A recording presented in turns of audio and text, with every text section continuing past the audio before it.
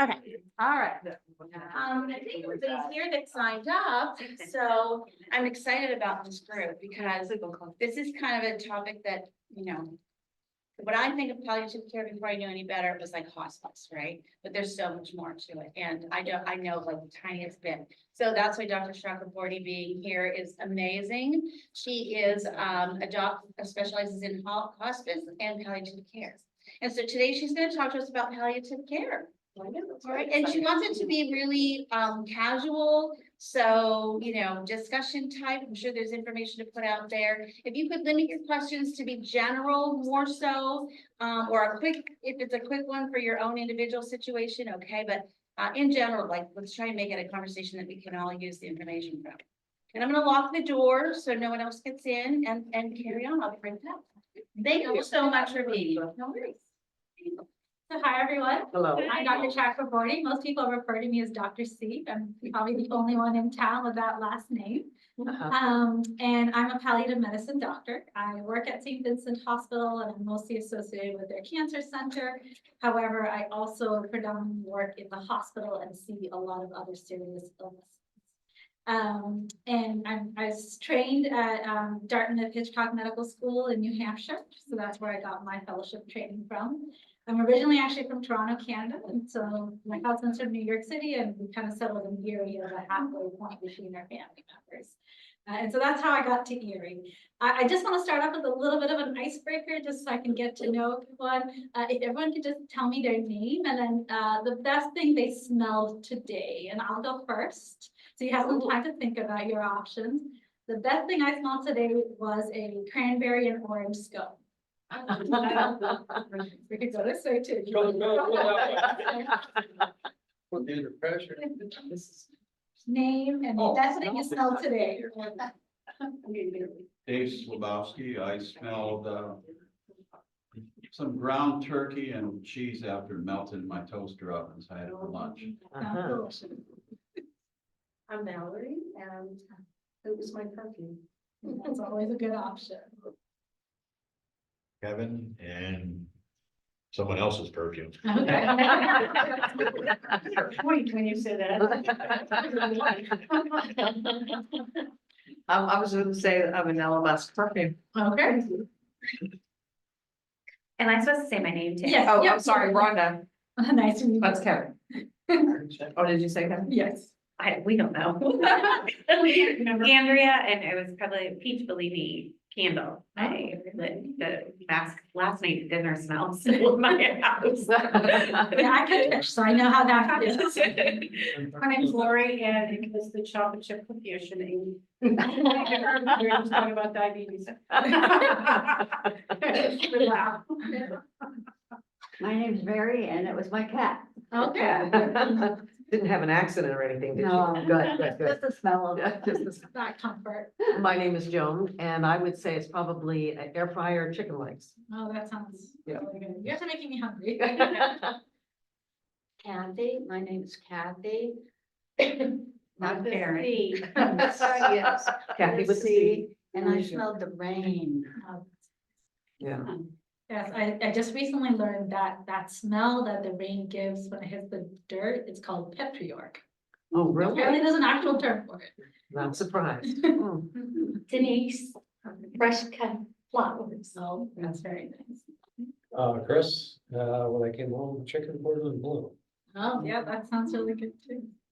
All right, and then we'll get started. The person who was supposed to join on Zoom is joining us, right? Correct, we're just Just make sure recording that it, this yeah. is- She's gonna show it to her friends from the recording down in Florida. Excellent. So does anyone know what palliative medicine is? Have you guys ever heard of that term before? No. So I know Lori has. Why don't you guys just shoot out some terms that you think palliative medicine is, and then I'm going to give you the official definition, and then we'll kind of go into more details about it. Yeah. Go ahead. Oh, yeah, I Robin. would say pain management. Yeah, that's right. So pain management, yes, a lot of that. We had palliative care come in prior to hospice for my mother. Okay, To give us excellent. what we needed. Yeah. Coordinating care. Yep, coordinating care. A lot of what I do involves coordinating with other subspecialties. So yes. Anyone else And there's no like wrong answers. It's okay. I think that this is a good exercise for us to kind of get what we think out there and then helps us reorganize our thoughts around the topic. So feel free to shout out anything. I was thinking of just generally caring, assisting somebody that needed that kind of care. Yeah, I didn't have any sense of how specific it was. no, that's still a pretty good term, assisting. So I like that term a lot. So the official kind of definition of palliative care is essentially it's a type of care that helps people with serious illness. So you'll notice that I didn't mention what type of illness, right? Any serious illness. And its goal is to alleviate the symptoms, so pain management, symptoms, and the stress of that illness. So I'm sure you guys had some stress with your mom. Yeah. And the main purpose is to help improve the quality of life for both the patient and their family members. So I think there's a couple of family members here. And so, yep, it's really meant for both patients and the family members because we really like to look at care in a holistic way. It's not always the patient going through it alone. There's a lot of caregiver concerns. And so that's the whole point of palliative medicine. It's to help a serious illness, improve symptoms and quality of life for both the patient and the family members. Have you guys noticed that in that definition, I didn't use certain words, or does any of that part of that definition surprise you? Like, were you expecting to hear something else? That's a good answer. Yeah, okay, so traditionally palliative medicine really focused a lot on cancer patients. But we're realizing that one, cancer patients don't just suffer with cancer alone, right? A lot of you guys might have other chronic healthcare problems. Like some of you might have cancer and diabetes. Some of you might have cancer and lung disease. Some of you might have cancer and heart disease. And the needs that people have with cancer diagnosis are not so much different from any other organs that aren't working very well. So someone with cancer of the lung is not very dissimilar to someone with chronic lung disease. And so that's how palliative medicine can help patients with cancer as well as other diseases. Does that help kind of clarify things? Any other word or any other terms that I use that sound surprising to you?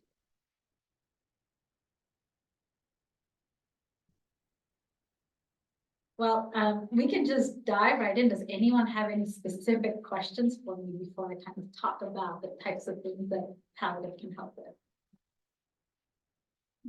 Do people come to see you? I know that there's services that go to the home. Yeah. But you obviously don't do house calls, so people need to come to your office to talk about that.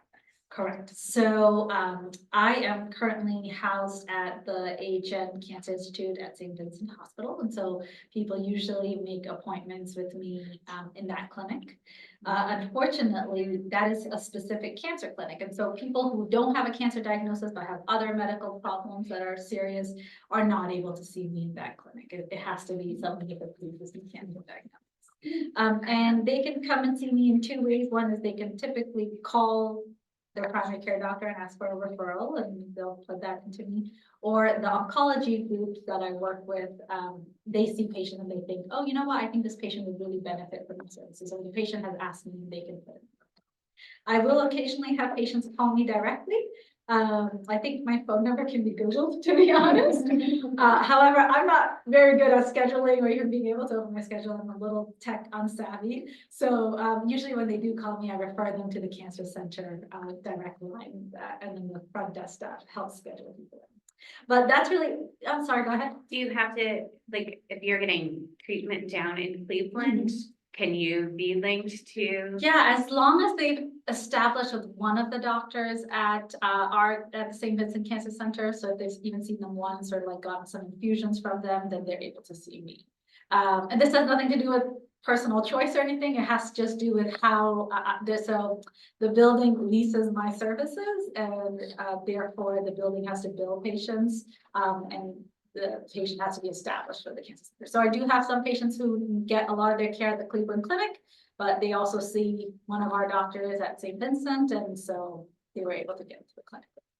But I'm not the only provider in town. There's another doctor who does his own private clinic. I don't know what his hours are like, but his name is Dr. Stralka, and I'm more than happy to spell his name out so that you can Google him as well. And I believe he's able to accept a lot of new patients because he's got a standalone clinic, so there's sort of no other prerequisite. It's not tied into one of the hospitals. Correct. Yep. So it's R Z A L K A.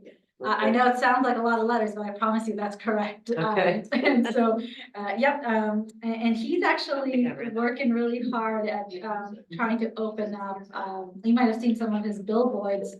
They're trying to open a hospice house, and we can talk about hospice later if anyone's, got any questions about it.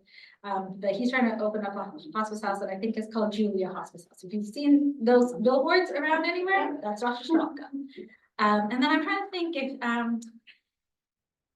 I don't think UPMC has a palliative doctor.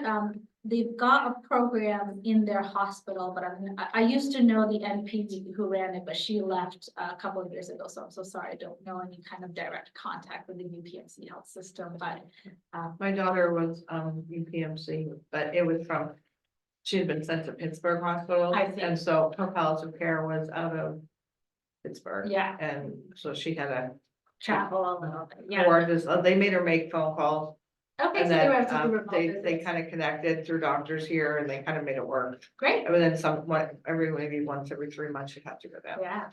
Yeah, I know a couple of the members down in Pittsburgh. They're a pretty robust team. Of course, any medical team in Pittsburgh is pretty robust, more concentration, right? So, but yeah, so for the UPMC health system, I'm sure they've got still a way to get that care. So yeah, I don't do any home visits. I've got the clinic, but at St. Vincent Hospital, that's where I actually spend the bulk of my work, where I do consultation services for anyone in the hospital with any serious illness. So cancer patients, chronic lung disease patients, heart disease patients, if a doctor thinks that they could benefit from a symptom improvement, or at least helping them cope and understand their disease, they call me or someone from my team and we see them in the hospital. That's another way that they get into my clinic. If I see them and I think they would benefit from outpatient follow-up, then I will refer them to my clinic. Are you going to talk about at what point does it make sense to bring palliative Yeah, care in? So yeah, that's a great question. So remember how I went back and I said palliative medicine is appropriate for any serious illness. So one of the key words I leave out of that definition is stage. It actually does not matter what stage you have. It really matters on your needs. So do you have a symptom that you think needs addressing for your illness? Doesn't matter if you've got stage 1, stage 2, stage 3, stage 4 disease, doesn't matter. Do you have a symptom? And then the second thing I always ask is, do you have another, if it's not a symptom, do you have a stress related to your illness, right? Is there a lot of unknown that you're not sure about? Do you feel like your doctors aren't talking to each other and you don't know what the plan is? Do you feel like you've got a lot of worries about your future and you want to make some plans? As long as you have a need, it's appropriate to bring palliative medicine. So it doesn't matter what stage. And the way to kind of explain this to patients, because I'll have doctors say, oh, they're not ready for palliative medicine. I'm like, okay, well, if I had stage 1 disease and it was really painful, like let's say I had a cancer on my arm and it was so painful to move it because that mass was impeding my ability to write and use my right arm. Should I wait to have that pain taken care of? Like, do you guys think there's a threshold for when I should finally get that pain checked out? No, right? Yeah, so why should someone wait till their pain is excruciating when they're showing up in the hospital, or why wait till the disease spreads to other places of the body for them to get pain relief? I deserve to get pain relief from the minute I have the disease. And so there's no timeline for when it's appropriate to bring palliative in. It's all about if I have a need, that's when palliative should be brought in. Does that make sense? Yeah. Any So questions? palliative is a large element having to do with the alleviation of pain. Yeah. Or pain management. Pain and other symptoms. So another good example of symptoms that palliative medicine can help with is nausea. So some of you might be on chemo regimen or have experience with chemo regimen that made you really nauseous. And palliative medicine's job is to help manage that nausea so you could go about getting your chemo regimen. Sometimes the nausea can be so bad that it delays your treatment or it hinders your treatment. And if your goal is, hey, I want to get treatment, you deserve to have that nausea managed. Other symptoms palliative can help with is anxiety or depressed mood, right? When we're dealing with a serious illness, it really can impact, as well as the medications we're taking for that illness, it can really impact our mood. So depression and anxiety, shortness of breath, that can be a really big symptom that a lot of patients deal with. We already talked about pain and nausea, diarrhea and constipation. Again, chemo can change a lot of our regular habits, including our bowel habits and our eating habits. And so your poor appetite is another great symptom that I can help manage. Fatigue, any serious illness will make us really tired. Just the rigmarole of all the frequent medical treatments can make us tired. And so fatigue is another common symptom that palliative can help with. And I can't think of any others. And then we get some of the really weird ones, like intractable hiccups. I don't know if anyone's ever experienced that, but that can be really disturbing for people. And so palliative can help with that. Or itching. Sometimes drugs can cause new rashes and really severe itching. So palliative can help with that. And then nerve pain. A lot of the chemo drugs can cause a lot of nerve pain and irritation. And so palliative medicine help with that. We're basically docs and other care providers. I say docs because I'm talking from my perspective, but typically a palliative medicine team involves social worker, nurse practitioners, advanced care providers, nurses, nurse navigators, and chaplaincy support as well. But our job, we get special training in how to deal with the complex symptoms of these serious diseases. So it's a little bit more than what non-trained people would get training on. Yeah. What about your understanding of your disease? Who here feels like, wow, they really know like what disease they have, what stage they're at, what the goals of their treatment are, and what the next steps are? Do you guys feel like you really know all of that? That's really good. I feel like I'm with an informed group, and I will promise you that this is not the average case for most people. When someone gets told that they have cancer, especially if they don't really have any kind of medical background, that news is devastating. And so everything else that the doctor just told them right afterward kind of goes in one ear and out the other. And so they might leave a doctor's office feeling like, I have no idea what's going on. And it's not their fault. It's really overwhelming to get a lot of information at the same time. Sometimes takes multiple repetition. And some people are really good about researching their own things, but others are not. And so it's one of the things I really tend to focus on is making the time to explain the disease to the patient so they really know what they're up against and what they have to plan for the future. And you'll see that, this helps alleviate a lot of the stress, because sometimes one of the biggest stresses we have is just the unknown. And so when you can kind of have the luxury of planning for potential unknowns, it alleviates that stress. It kind of gives the gift of peace of mind to both us and our family members so we can plan ahead. So that's part of my job. I kind of help patients plan ahead about what to think about now, what to think about in the future, so that way they can make the best decisions with the information that they have instead of scrambling for information for last minute.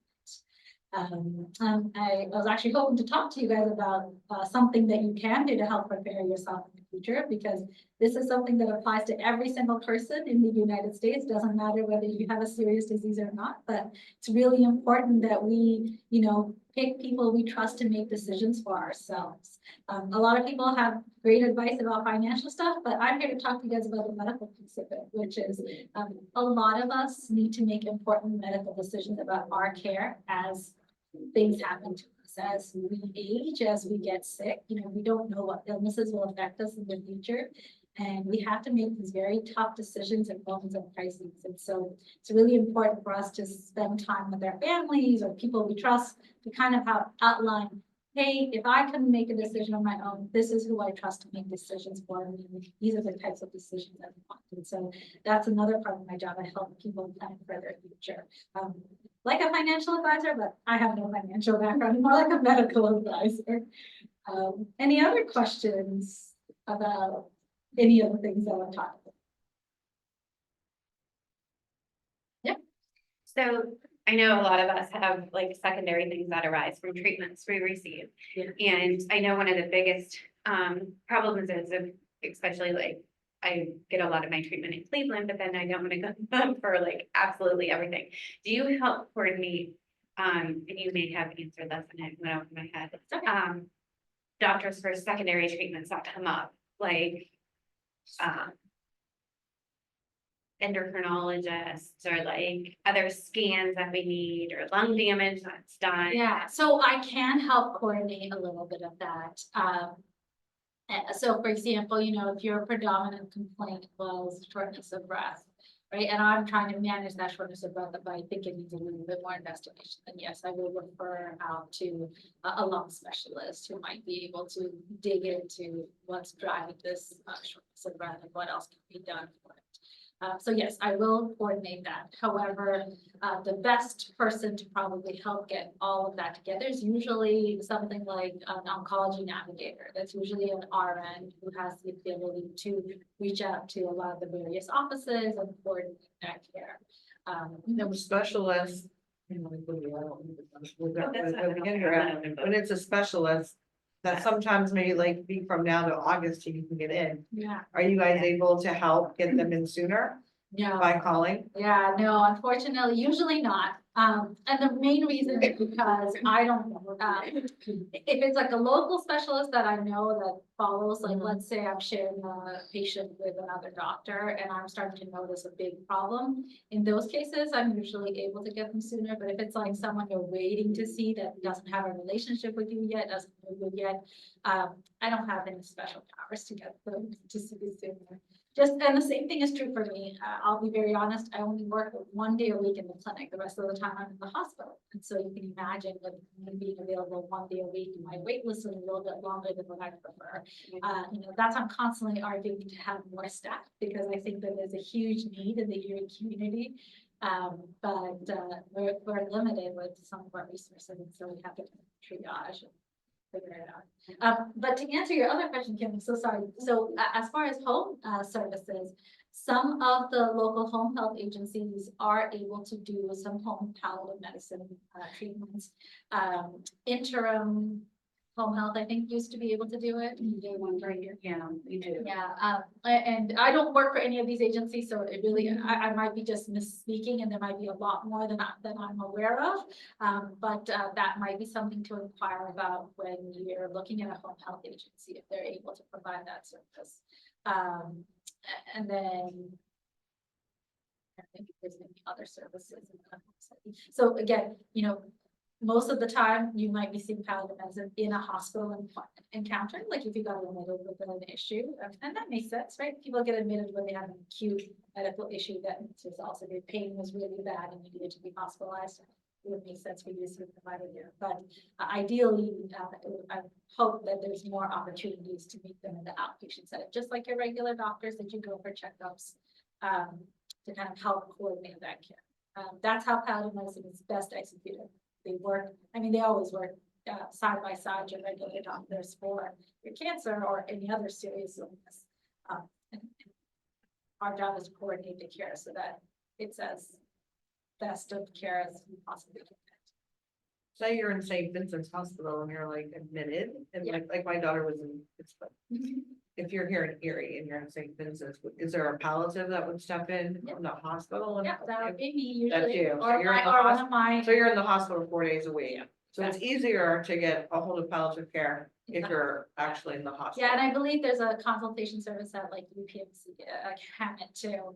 And so if you're hospitalist, you're the main doctor taking care of you in the hospital, haven't already talked to you about it, but you feel like, yeah, you benefit from a consult, you can just ask them, I'd really like for a palliative medicine consult. But most people are more than that. So I know you said you're just in the office 1 day a week, right? So what would that look like? It would be hard to get an appointment. And then like if you've had an issue, like say breathing and you were having with breathing, do you teach them the tools that then do it on their own? Yeah, no, so an example would be I see you do a sort of a survey of all the symptoms that are bothering you. So let's say breathing was the main issue. We would talk about medications that might help your breathing, as well as non-pharmacologic or non-medical types of things you can do. And then, depending on your preference, we would pick one sort of avenue and you leave the office working on those skills. Typically, if we're starting a new medication, I'd have you follow up with me in about 4 to 6 weeks in the clinic to see how is that medication helping, are things getting better, or are things getting worse, and then make adjustments to the medication. if, let's say, your appointment is in 4 weeks and you're noticing things getting much worse faster, you'd have the support of the clinic. So you'd call the clinic, they'd reach out to me, I'd make adjustments over the phone, or if it's really concerning, we would probably advise you to be seen in a more acute like setting. So even if I'm sorry, if it's like a serious issue, like I have ground glass and nodules in my lungs from radiation and it's causing breathing issues. They've tried 4 months of steroids and everything else, but it's being watched by the radiation doctor. But is that something you would work alongside him, or is that something that you'd be like, that's already gonna taken care of? Like, It works alongside him. So he's doing the watching part, but is he prescribing medications to help your breathing better? well, we did here. I was on prednisone. I was on 60 milligrams. But of prednisone anything else other than and it that? didn't work. No. Okay, but that's not the only medication out there, right? And so, yeah, I'd also use other medications to try to help with that shortness of breath, and I'd work alongside it. So. So even if you're in care, the. Yeah. A long, short-winded. Yeah. I'm so sorry, did you have? Yeah, that's all right. Any other questions that I could help answer? Anything else waiting right now? We work, even though my daughter was in palliative care, one of the big questions was today, you hear different people talk about it, and I know you probably hear this a lot, palliative care compared to hospice. Yeah. And a lot of people say, you're only in palliative care if it's gonna end up being terminal event down the road. That is totally false, That correct? is correct. That is completely false. So, I don't want to ask anyone any personal questions about their medical history, but just in your own mind, think about, whether you have a curable or not curable disease. So let's say your disease is not curable, and you're one of those people, but you're still getting chemotherapy. The chemotherapy is not curing you. What is it doing? Does anyone know what the goal of chemotherapy is when it's not curing a disease? It's palliative.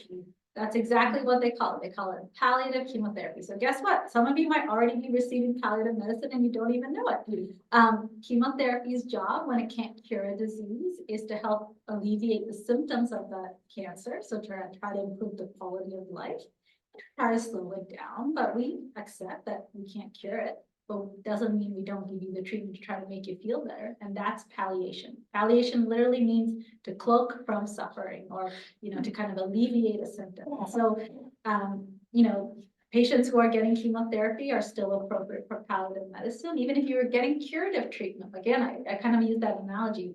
Let's say you've got a curable cancer, but you're in a lot of pain. Do you deserve not to have your pain treated just because you're getting cured? No, you deserve your pain to be equally treated as you're getting curative treatment. And so there's no stage or timeline for when palliative medicine is appropriate. A lot of people are getting palliative treatments even when they have an incurable disease, and that's appropriate. Hospice is something completely different. The way I like to explain hospice to patients is it's an insurance benefit. It's a Medicare insurance benefit that people with Medicare and now most people with private other non-Medicare insurances are entitled to. And there's sort of 3 things you need for hospice. One is you need the diagnosis of a terminal illness, meaning that it is not a curable illness. So notice I didn't say anything about timeline. I just said it can't get fixed. It's going to be a disease that's going to get worse with time. Okay. Number 2, you need your voluntary response to sign into it, meaning that no one can force you into hospice. You have to choose for yourself whether you want this insurance benefit or not. Okay. So even if every single doctor in Erie County said, hey, you need hospice, if you said, no, I don't want it, no one can force you into it. So it's voluntary. You have to have a terminal disease, and you have to no longer be getting treatment for that disease. And that's simply because Medicare said, hey, we've got some insurance money that we can give towards the hospice care piece, or we can use your insurance dollars to pay for the treatments that you're getting.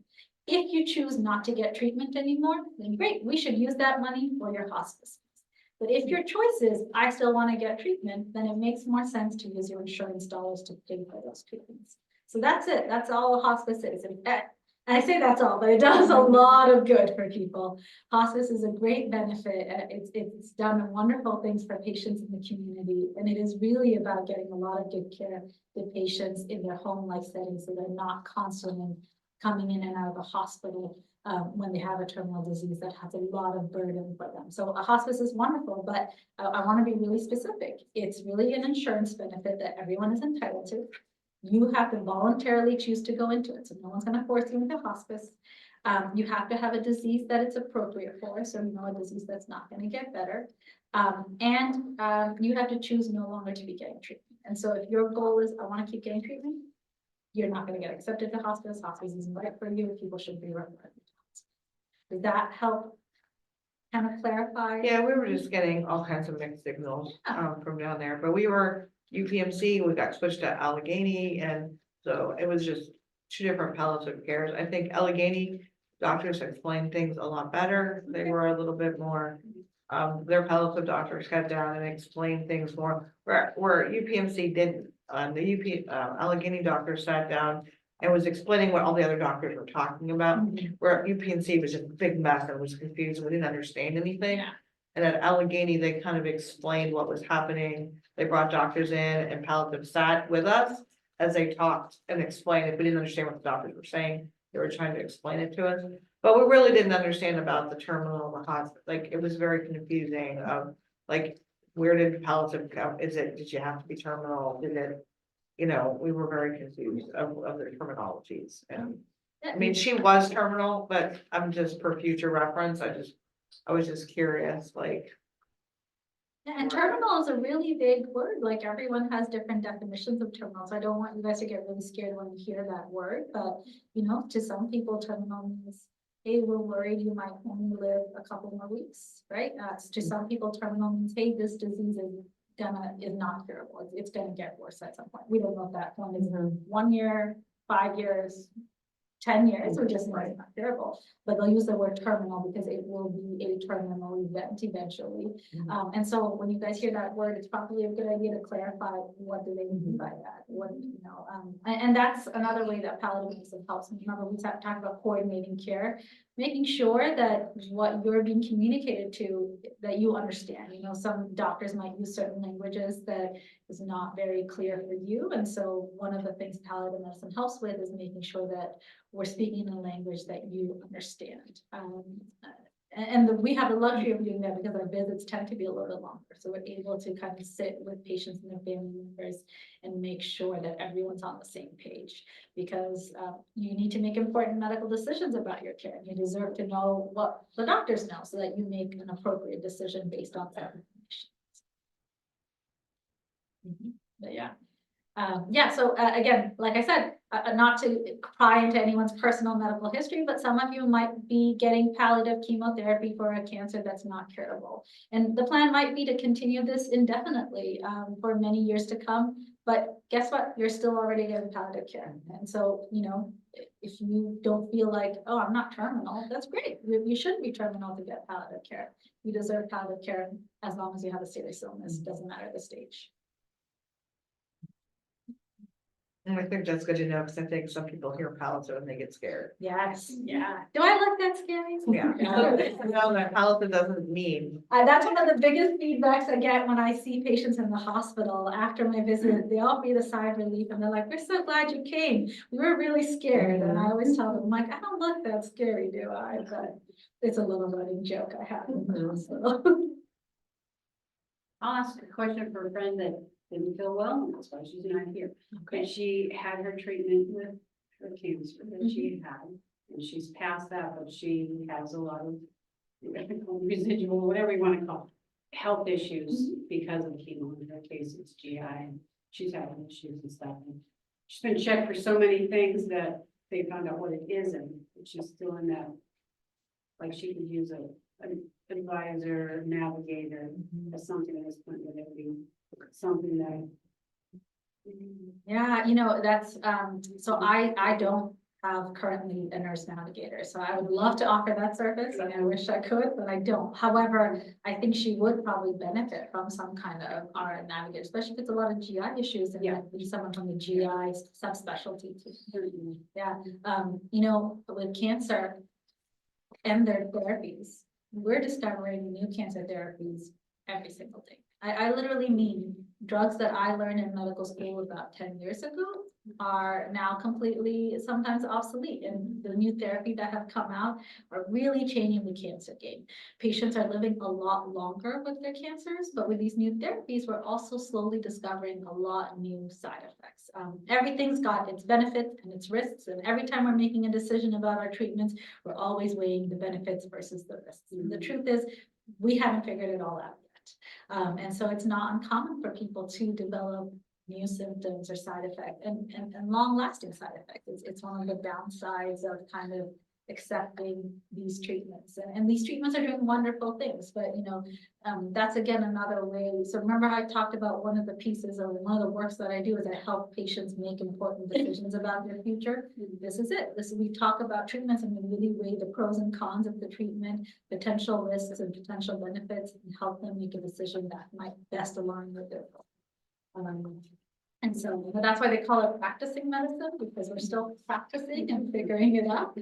And it's not uncommon for people to develop these really annoying symptoms that just don't go away once we stop the treatment. And so we have to kind of really, you have to make choices, but well-informed choices.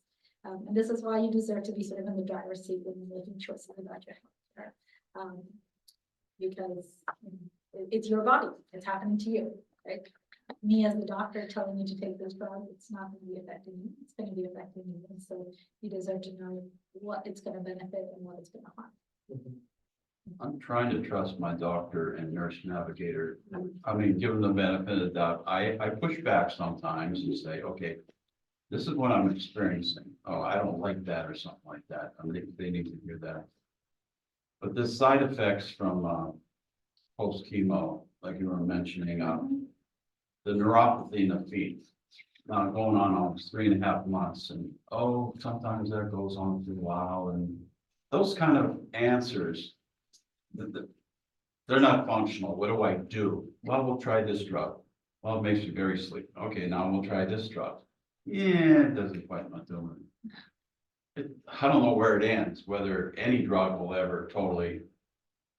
Yeah, It no, drives me nuts. You know, it is a very frustrating you point. guys should keep pushing a little bit. Okay, this is not working. Yeah, I don't want to go into Palliative and then this, oh, it's a Palliative, you know, you don't trust us. I think it's, I'm sure that, if you word it in a way that I'm looking for someone to add to the team. Again, I'm not taking over their care, right? I'm working alongside them. And I think any palliative doctor always works alongside the oncologist. And so it's not about us stealing patients. And no one's, we're coordinating the same care. And so I don't think they feel insulted or concerned if you ask them for, you know, a palliative referral or more specialty care. They'll probably be more relieved because they'll think, yeah, maybe they've got a trick up their sleeves that I haven't figured out yet. So again, the physicians and the doctors who are taking care of you understand or know their limits, right? They know their training didn't teach them about complex symptom management. And the truth is, again, you know, we don't have all the right therapies to fix everything, but sometimes just having someone hear your annoyance and your struggles and frustrations with it and making yourself feel heard is a big part of that recovery process. And so that's how a team approaches. Yeah, so that I wish I knew more about the palliative program at UPMC. Unfortunately, I don't. Again, like I said, the nurse practitioner that used to work there, I think she left about 2 years ago, maybe 2 years ago. So Sarah might, yeah. I'm not aware, it's always nurse navigators that would coordinate, but I'll bet you Sarah knows if there is, that might be, and if not, we can call one of our contacts there and see. That would be really Just good. to find out, I'm just gonna Google just to see what we can have, but, I'll bet you Sarah would have a good idea. Sarah Humphries? Yes. Okay. And that's what's great about an organization like this, where you are really able to kind of reach out to the different hospital sites and the different networks and kind of find the resources for this. So I think you guys should be really grateful that you have the center. We are. Yes. I know I am. So I know, I think a lot of us have the neuropathy from treatments. Could you just kind of touch base really fast, what you would do for somebody who's talked to their oncologist numerous times about, we've tried different things, like. So there's really just a handful of medications that we typically would use for neuropathy.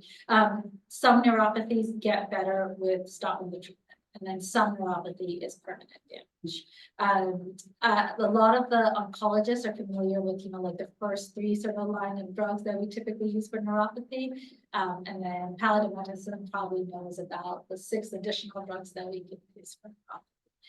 And it is a trial and error because neuropathy happens from damage to the nerves. Our nerves are regenerating. So, our nerves are able to improve, but it takes a really long process. It's months down the line of the nerve kind of regenerating to try to help improve that function. And then some of that damage is permanent. And so it's a little bit of a trial and error process.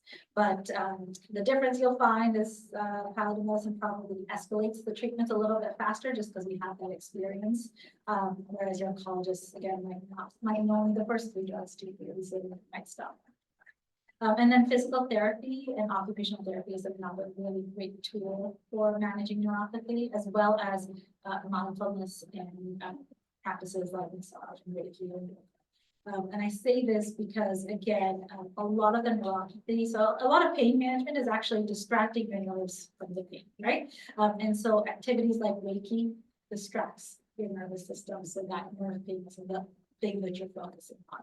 Mindfulness is also about accepting the sensation you're feeling and not let it impact the other parts of your brain. Pain is such a complex thing. Pain is something you obviously feel, but it also affects our emotion, our tolerance level. What is painful to me might not be painful to you guys, and then what's painful to you guys might be a complete different sensation to me. So it's such a personal and subjective thing that we use a whole bunch of different modalities to help manage pain like neuropathy.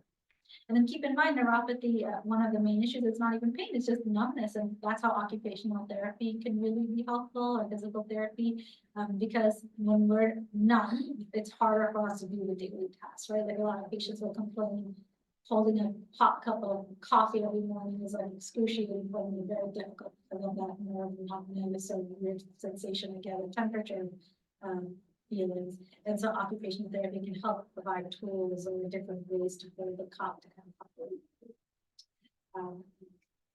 So that's how, that help answer the question? Yeah, thank you. So that has to be referred by a doctor. You don't just walk into an OT and say, Yeah, I bet you probably could, but they'll probably say you need a referral from your doctor, or they might make you pay out of pocket. And it's helpful when a doctor's referring you, because when we're doing the referral process, we kind of specify that this is the issue and this is what we need your help with. But yeah, no, you probably could go to the clinic and ask them, and they'd probably try to help you. So I just don't know how the insurance will play out. And Dave, PT and OT is like. Yeah. but, sorry. PT and OT is helpful for neuropathy. Yeah. Yeah. I'll just be very honest, Yeah. anything worthwhile doing takes time, and so that's the one thing about PTOT, and same with all neuropathies, it just takes time, you gotta be patient with it. And that's frustrating, I won't lie. I hate waiting for things too, but as a personal patient of PT, it was very helpful. Because I've tried the toe socks, the toe shoes, and I definitely didn't want the toe shoes. I sent those back. That's ridiculous. For me, it didn't work. Then medication, I ordered some vibrating pad for the feet. It didn't come yet. You can control the vibration. And then when I had a massage here with Jessica, she goes, "You said you had some problem with the feet. You want foot massage?" I says, "Yeah, go for it." And it felt good. It's not, I mean, you're not cured all week or something. It was good for the day. I wanna know what I can do at home. Yeah. I think the vibration unit is a good place to start and seeing what if that helps. Again, remember that's giving your nerves something else to focus on, and so it might alleviate that nerve pain by getting your nerves to feel a different sensation, so. PT had me rub things, like start with like a softer, like not real rough, and then do it with your feet. Mine's my fingers more than my toes, and then when it's intolerable, you pull it back and until it stops. Yeah, and then you go again, and then you pull it back. But they said that's helping like stimulate, I don't desensitize it, I guess. And then when the soft, is no longer more like you could do like kind of a rub towel and then foam it up. And alpha-hypolic acid too. They put me on that. You got it. I'm not a doctor and I'm not an expert, I just, but alpha-hypolic acid, they said is supposed to really help with neuropathy. What was that, son? Alpha-hypolic Is it acid. high or low? You said take- I'm probably saying it wrong, yeah. Alpha lipoic acid, it's Mhm. basically a fatty acid in our nerves, they're covered by like a fatty layer. And so improving that fat layer kind of helps with the conduction of I think it's helped a little bit. Yeah. The vitamin shots have them, so. Well, just to tell Dave, I think if you haven't seen PT, that might be a good place to start. And then they'll give you exercises to do at home. So you'll have relief every day, like you said, with, the massage. Okay. Room to go. And I think we're getting close on the time. Yeah, we're getting close on the time. So, one of the things I want to offer everyone, so everyone's, we talk a little bit about how you're all healthy enough right now to direct your own medical care. Meaning if any one of you guys ended up in the hospital, you have the ability to tell the doctors, hey, these are my issues that are bothering me. And then if the doctors recommend treatments with benefits and risks, you have the ability to, make a decision based on your benefit and risk profile. However, I always worry about my cancer population because you guys can get sick really quickly. And I say you guys, but me too. I can get sick really quickly where making decisions on my own might become very difficult.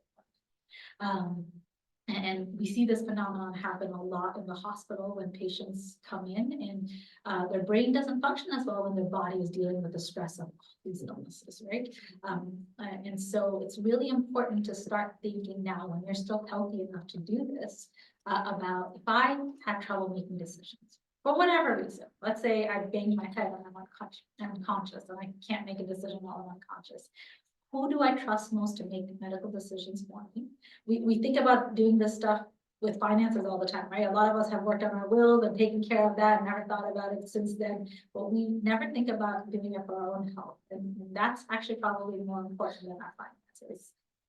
Finances are something, our own health is something we have to live with. So who do I trust most to help make decisions for me? And for some people that answer is really easy, right? They've got their parents or a sibling or a spouse or another long-term partner. But for some people, it might be a little bit of an extended group, or maybe they really have to think about it. So who do I trust to make decisions? And then how do I want them to make decisions about me? Do I want to give them some guidance? I know one of the things my patients complain to me most about in the hospital is that, when I tell them, hey, I'm worried you're getting sicker, what are you worried about? They'll often say, I'm worried about my family. I'm worried about the choices they're gonna have to make without my guidance, or I'm worried about being a burden to them. And there's a way that we can help alleviate those fears now instead of dealing with it in a moment of stress. And that's called an advanced care plan or a living will or healthcare power of attorney. Have any of you guys filled one of those out before? Yeah, so a lot of people have, but I did bring some free documents available to people to do it on their own, especially if you've done one a really, really long time ago, and then maybe things have changed in your life, like maybe the people you picked before might not be the people you'd want to make decisions for you now, but I strongly recommend people work on this when they're in a better state of health. In Pennsylvania, you might have done a financial power of attorney. That's great. In the state of Pennsylvania, the law looks at financial separately from healthcare. You're allowed to pick the same person, but just because you have a financial one doesn't mean you automatically have a healthcare one. And so this one specifically talks about healthcare decisions. And it's free to do, so you don't need to pay a lawyer or notary. You just need 2 witnesses to see you sign the form. And the witnesses can be anybody, including family members, as long as they're above the age of 18. They just can't be who you're nominating. So for example, if you're nominating your mom or your sister, that your mom and sister can't be the witnesses. And that's only because in the eye of the law, it looks shady. So, so I did bring some copies of that form in case you guys are interested in taking one and working on it. You know, that's probably the easiest decision to make, right? Like if I can't make a decision, I trust X, Y, and Z. And as long as you finish that part of the form, great, you're pretty good. But the rest of the document also gives some guidance to the person, so you don't feel like they have to make decisions on their own, that you're really voice in their ear about, this is what I want right now in my current state of health. If things got worse, this is what would be most important for me. And there's no right or wrong answer. It's really all about your preferences, and everyone deserves to have their preferences respected. And this is just one of the ways, probably the ideal way to communicate to your loved ones, as well as the doctors taking care of you, that, hey, this is what's most important to me, and please provide me the care that reflects these goals and wishes. So I know what you're talking about comes up for each hospital you go to. It's Yeah. like, do you have one? And I'm like, I ain't got time for it. I don't have my cheater, so I'm not doing that right now. Do you need a separate one for each hospital you're treated at? If you just finish it once, you can always take a copy of that to any hospital. Now, most hospitals have an electronic health system, so if you take it once and you scan it into your like electronic record, then they'll probably always have a copy. You can just say, yes, I have one, it's, you know, in your records. You'd be surprised how many times. So I'm also the ethics chair in my hospital, and I get called all the time because family members disagree with a decision for a loved one who no longer can make decisions on their own. And you know, it kind of causes really ugly fights in a time where that's probably not what family members want to be talking about and fighting over, right? They're dealing with grieving or almost losing a loved one, or dealing with someone who might never be able to come home, and that's a grief process on its own. And I hate when a silly little paperwork is the driving factor for this. It just makes me think, oh my gosh, someone could have taken care of this like years ago, and this would never be an issue. So yeah, it's easy to say, I don't have time for this, but that's how I advise my patients, say, do it now, so that you don't have to worry about it in the future. I don't want to be dealing with this when I'm in the hospital, you know, on 3 liters of oxygen, can't catch my breath because I'm so miserable. Like, that's not when I want to be doing paperwork. And also, frankly, you're probably too ill to be doing paperwork at that point. So always take care of the paperwork ahead of time. I've already done it. I picked my husband and my sister as my decision makers because I felt like they knew me best. My husband jokes around that he didn't want to pick me, but he picked it because you know, I picked him, but that's just my joke. My mother-in-law did it, and so my husband has a family of 3, and you can put more than 2 names down, but she specifically picked only 2 of her children instead of the 3rd child, who's the oldest child. A lot of patients say, oh, it's my oldest child, and that's not how the law works. All children get to be equal, and so you know, that helped alleviate a lot of the stress and a fight that could have happened among my in-laws, because my mother-in-law very clearly specified that I don't think I want to save my child, my oldest child, who's a little bit more emotional, from making a tough decision on my behalf. And so that was the gift she granted her, saying, I don't want you to be, you know, making tough decisions for me. And they were really happy with it. So Go ahead and finish. Yeah, so this is why I talk about this with all my patients, even at the moment of diagnosis. I'm like, hey, just get this over with and then tuck it in your back pocket like you know, did your financial documents, and you never have to worry about it again. It's really good because I trouble with my siblings because I was scared. But just for those, MJ is gonna have this available next week because a couple of my friends that were unable to come today. I'm certainly watching this, might answer a lot of questions, but you said you're short staffed. Is there someone, if they were calling and have a few more questions? Oh, who could they call? Is that what you're wondering? Yeah, because Oh, I don't know. I don't even, so like the number that I have is like my office desk. Okay. And then again, because you because don't have I'm a in the nurse hospital. navigator. Yes, I don't have a nurse navigator directly. Because I'm part of the Allegheny Health Network, you know, I do get support from down in Pittsburgh, and they've got a couple of nurse navigators. One of them, her name is Megan McClellan, but I don't know what her phone number is. Just I have Kim on, maybe I'll have to email you and find, a good message, I just, And my nurse navigator, she was the one here, but the first call came from Allegheny. Yeah. You know, so yes. we'll work well together. Yeah, even though I don't physically get to see them because I'm housed up here, we coordinate care with Pittsburgh all the time. So I'll get that now. Put a little reminder for myself. If an individual doesn't have such paperwork, what are the major negatives to not doing that? If you Yeah. wanted to try to convince somebody, Oh, sorry. Yeah. exactly how does that work? So yes, I'll tell you about the main negatives. One is, the law will allow us to kind of come up with a hierarchy of who gets to make decisions for you. And it might be someone you don't want. Typically, the law states, the first priority is a spouse or children from a prior relationship. So I've definitely had family disagreements where the new spouse didn't agree with the prior children. The rule is majority wins. So if the children are multiple, they usually win over a spouse who might have been the spouse for the last 35 years, but they had a kid who's 36 years old. There you From a go. relationship. Yeah, so the law does have a hierarchy, but keep in mind that hierarchy might not be what your preferences are. And then if the hierarchy cannot come to a decision, essentially we continue with the most aggressive route of treatment. And that might not be something you want this. And what I worry about when I talk about most aggressive is a lot of people say, hey, I don't really want to be kept alive on machines long-term if there's no hope of recovery. That's the most aggressive thing we can do. Yeah. And But you're obligated to sustain that individual unless you have something else that can counter that. right, decision. until people can come to an agreement about stopping that.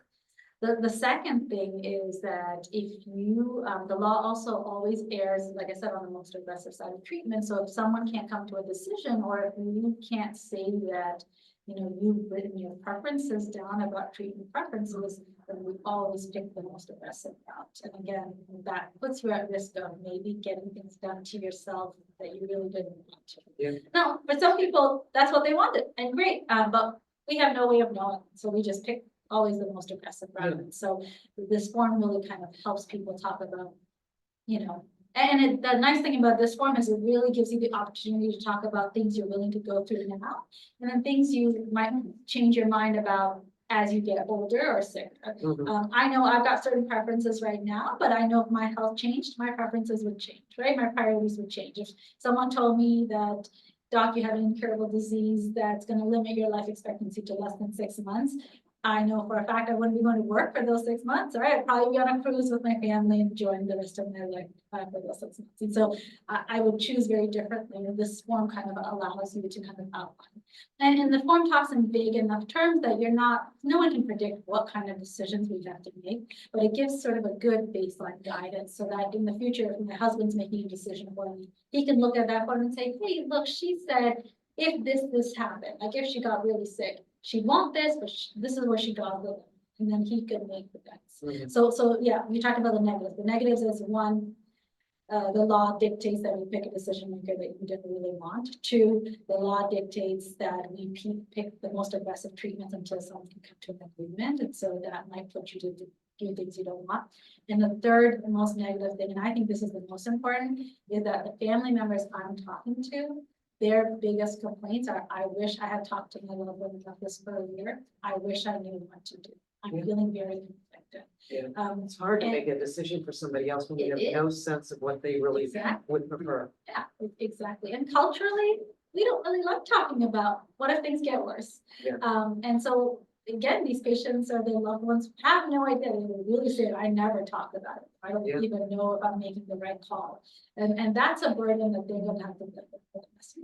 And so what I really like to think about these forms is it's really offering peace of mind to them. And if I tell you what I worry most about this family, this is how I take care of my family, right? This is how I help alleviate that stress of the illness so that it doesn't happen. Yeah. Thank you so much. This was so informative. I'm glad I learned that people Thank you. If you guys would fill out your assessments, you can leave them with me today, you can make them back. And then this is the paperwork you were talking about. Can we get those at other places? Because I'd love to have. Yes, them here. so you just go to prepare for your care.org, so literally, it's right there, the care.org.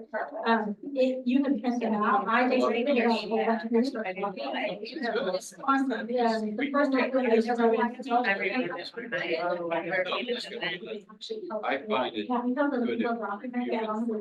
by those two words. everybody comes So back. again, they remind Wait a you week. to lawyer meetings. There's a- Frankness there. I just had my no. Oh, yeah, right, just not over that. You guys, wasn't this worthwhile? Yes. Yeah. Thank you. It's a big topic that it can be a little scary, but it's not so scary to me now. I get it. Told you, I'm not that scary. Yeah, no tests. No test. You could make it more favorable if you offered chocolate though. Oh, I know. So I won my grade 10 history fair and my grade 12 science fair, and I literally won because I had like questions and I offered like homemade brownies. There you go. I'm not above bribing. That's I should tell my patients if they fill this form out, I'll bribe You them. should. Thank you. Okay, there is the. You said that. Like me.